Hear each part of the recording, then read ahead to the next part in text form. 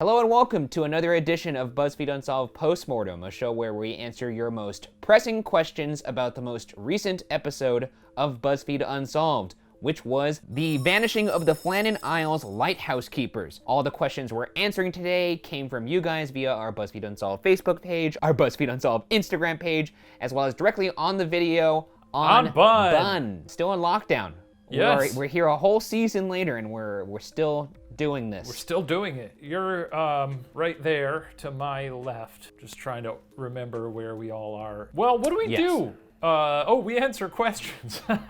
Yeah, we do answer questions. This comes from The Void Was Here. Is there a chance that the guy that didn't report the lighthouse not shining for 2 weeks could have murdered them? It's suspicious that he didn't report what he was supposed to.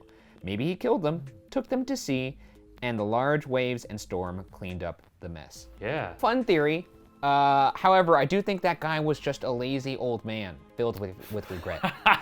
Filled with regret. He's just a lazy old man filled with regret. I do think the person that was supposed to report any discrepancies at the lighthouse, I think that person was just not doing their job. Sometimes people don't do their job. It doesn't mean that while they were not doing their job, they were murdering somebody. Most of the time, I would assume. Otherwise, there'd be a lot more murders. This is just a classic case of negligence or laziness, perhaps. If your job is to watch a lighthouse, you're phoning it in, right? Yeah, I mean, it wasn't his main job. I'm not looking at that lighthouse. I'll check on it every week or two, you know? But then again, if that's the case and you didn't see what you were supposed to see over and over and over again, you probably would get a little excited and be like, oh wow, there's trouble afoot. To my post. If you were that kind of person, but I guess not. I don't think he murdered them. Also, there was no sign of a struggle. And also, what did he gain from that? Is he gonna loot the bodies of 3 lighthouse keepers? What do they have, like a pencil on them among the 3 of them? Maybe he's a sicko who does it for jollies. Moving on to the next one here. This is from Grahamtown. This is from Tay7 Doctor. I don't know. How challenging was it to do this during quarantine? I mean, it was certainly not ideal to do it during quarantine, as anything in life is now. It wasn't that bad. Luckily, we have a great crew here at Unsolved. We had the Tej Man, the Tej Monster. Behind the camera. Devin put together all of the production. And we had Katie back there as well.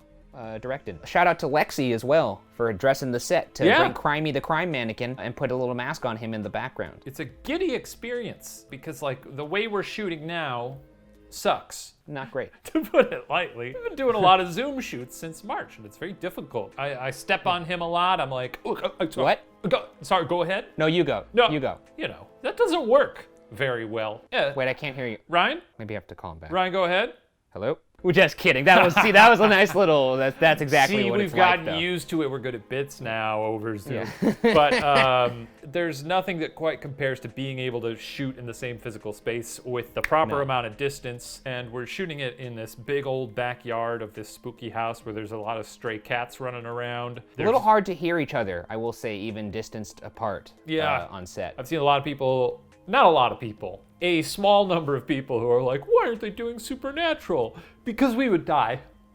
Yeah, that's true. We would die. The crime heads out there are thrilled because they get more of our salacious murders and such. You know, haunted locations aren't really up to protocol or code when it comes to COVID safety measures. I mean, even in the non-pandemic times, they pose a threat to your respiratory system.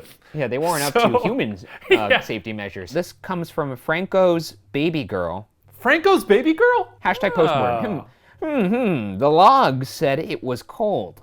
Could they have all developed hypothermia? It would explain one of them not having their coat. After developing hypothermia, they could have maybe fell into the sea. Just a theory. By the way, you guys are awesome. Thank you, Franco's baby girl, as well as Franco, whoever you are. Wow, Franco too. Franco, they're a package deal. Yes, they could have developed hypothermia, but you would think that with that, there would be other behavior, like perhaps evidence that they were trying to draw more fire. The fireplace had been undisturbed when they walked in. You would also see maybe clothes lying around because a lot of times when you get hypothermia, you develop this thing called paradoxical undressing, which is your body weirdly thinks it's really hot when it gets to a hypothermic level, so you start taking off all your clothes. A lot of people on Everest are found naked, for example. We didn't see that here. It's a fun theory, but I don't think that this is what happened. Can you imagine dying on Everest bare-assed? No, I can't. That'd be freaky, man. Kind of embarrassing, if you know what I mean. Sweater Mama. Sweater mama? That's right. I guess this is sort of a mama who wears sweaters. Says, thank you for introducing me to Kook Slams. This is the greatest stuff ever. Kook Slams is an Instagram page that Ryan Bergara introduced me to, it had to be a couple years ago now? Yeah, it was a while ago, and we actually explained what it was in the episode, and they cut that explanation out, so it's just this kind of stray reference that's left. Yeah, like I don't know how popular. I know it has like a lot of Instagram followers, but I don't think it's part of like the public vernacular. I think they got more than me and you combined, Shane. We gotta step our game up. But yeah, we gotta start doing some Kook Slams. Kook Slams, which by the way, we still haven't explained it, is a place where people crash, fall, or have some sort of blunder in an aquatic fashion. It's always real fun. It's your boogie board beef jobs. Yeah. Just straight into the sand. So head on over to Kook Slams after this. Check out some people eating dirt. Let them know the boys sent you. Let's just stay in Grahamtown. Sure. Emma_Rose_Gray. What do you make of the fact that all the clocks were stopped? None of the theories really explain that. So I'm curious what your thoughts are. Hashtag please bring back the hot dog. It's my only reason for living. Whew, rough existence. I was gonna say, at first I thought, okay, if they were all stopped at the same time, that would make sense. But that would be assuming that it's like a power outage where it's, a digital clock. That would make sense if they were all stopped. But if they're all wind up, that's just a matter of how many times each clock was wound, right? So conceivably, they could run out at different times based on their wind time. I think my grandparents growing up had a winding clock, like a small grandfather clock or like one of the smaller ones on the wall. I don't know how often you have to tend to those. I've always wanted a pocket watch that I could kind of like wind while I'm in a moment of paused thinking. Deep meditation. When someone asks me a question and I don't know the answer and I just take it out of my pocket, That's an interesting quandary you just presented to me. I think it's one of those unexplainable weird things. It is truly strange. Maybe the blast of them being abducted emitted some sort of energy that then stopped all the mechanics of anything nearby, including analog devices. That'd be freaky, man. Like an EMP. Or what if the aliens Yeah. we're like, all right, we got these guys up on our ship. Why don't we just have some fun now? Let's go in there and let's just stop all the clocks. And you're just like But I guess that they're gonna be so confused. But they wouldn't speak English like that. They'd be like, oh yeah. Yeah. Hannah Ford from Instagram. Did you guys film this after filming Too Many Spirits because you guys seemed a little tipsy? To be fair, lockdown must have been rough on the Ghoul Boys. Hashtag postmortem. No, we didn't. Too Many Spirits is a show over on Watcher where we dissect ghost stories while enjoying cocktails responsibly. Like we said at the beginning of this, it's very easy to feel goofy in a live setting because it's just so relieving to finally be able to chuckle with your pals in person. It is a fun idea, but no, we were not inebriated while we shot this. No. We were just high on life. And high on the life. fact that we were seeing other humans. Yeah. Let's go to Morgan_Daily. Hashtag postmortem. I'm a little suspicious of this Joseph Moore guy. If he went onto the island looking for the missing men and no one else was with him, who's to say he didn't have something to do with their disappearance? Well, he was only on the island by himself for like, I want to say an hour tops before he sent for help again, I believe. I don't know. There was no evidence of a murder or anything. It would be tough for him, I think, to take care of 3 men. What is he gonna push them all into the sea one at a time? Yeah, for him to not only incapacitate 3 grown men, but then dispose of them in a timely and neat fashion, and then to call for help to have them sort through the crime scene he just did. Yeah. He must be quite good at murdering. And the fact, I guess also it's sort of negated by the fact that the lighthouse was unresponsive before he even got there, right? Yes. It was already seemingly deserted before he showed up. One last one from Instagram. This comes from the Yeehaw Dealer. For the postmortem, best soft drink? Oh, I love it. It's root beer. I appreciate root beer. Watch it.